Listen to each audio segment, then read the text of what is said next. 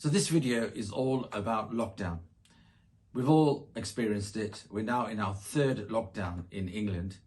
And if I'd like to take you back to March 2020, when we were first given the lockdown instructions by the government, what we found was that we were going to go into lockdown, and we all thought, and I'm pretty sure you remember this, that it will only be for a few weeks, maximum a month. So what we did was we treated it like a novelty. Many of us enjoyed being at home. We enjoyed the fact we didn't have to go on a commute to work. We didn't have to take ice off the car. We didn't have to warm it up, put our big coats on and our scarves and get to work. Our commute became literally from our bedroom to our lounge or our study or whichever room we were going to be working in. The temporary space that we had at home to do the odd emails here or there suddenly became a permanent space. So we needed to work out how we were going to do that. But it was a very temporary arrangement that we had. So we were not planning for the long term.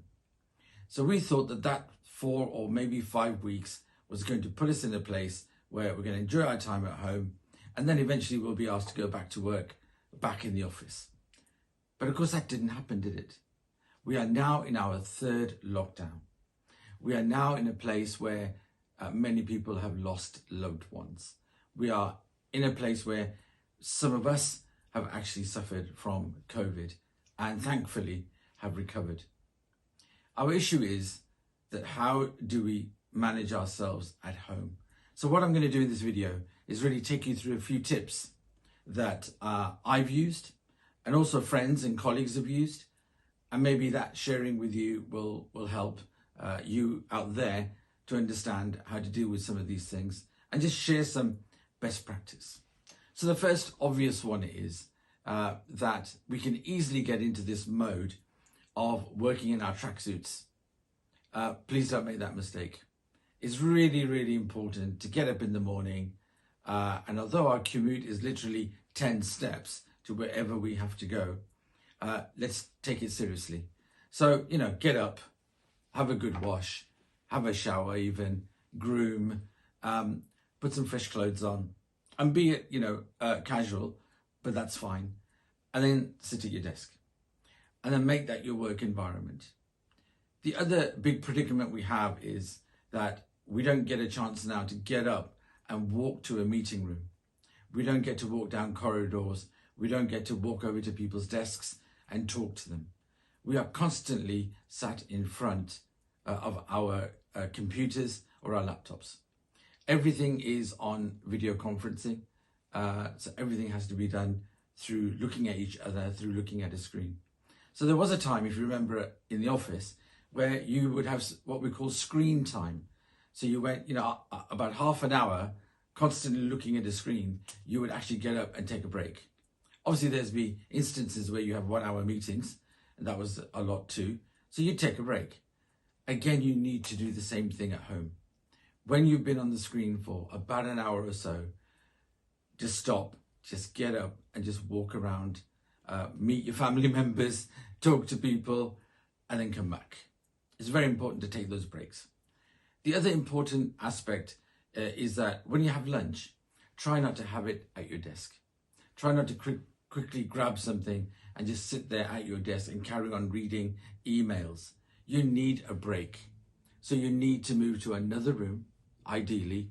If your kitchen has a dining table, then sit there and have your lunch there. If you have a lounge, then sit there, put the TV on, watch something quite different.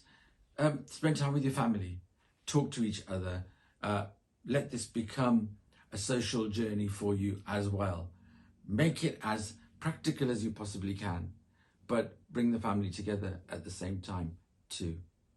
There are some social aspects that are important for you to consider. I'm going to talk to you about those in the second part of the video. But you need to also look at maintaining links with colleagues. And one of the things that I found very popular was that in the week, you're having loads of meetings, you're trying to get projects done, but take maybe an hour out where you set up a meeting and it's purely social. So you just have a social meeting. You actually talk about what's happening in your home, what's happening around you, how you're dealing with the pandemic and the lockdown situation. It is very important to discuss these things amongst yourselves. We are trying very, very hard to be really, really strong for each other. And I think that's important too. But we mustn't forget the fact that we need to let the guard down, and we need to talk to each other, and we need to ask each other things. During lockdown, I have had friends who have had family that they have lost. I have lost family too. It's important to grieve. It's important to allow people room to do that. It's also important for us to talk to each other about our experiences. So the difficulty of working from home, the difficulties of being cooped up. Many of us have talked about, for example, the lack of exercise. It's very, very difficult to get out and do that. And in the winter months, it's even harder to do. So take time out to have these discussions. Create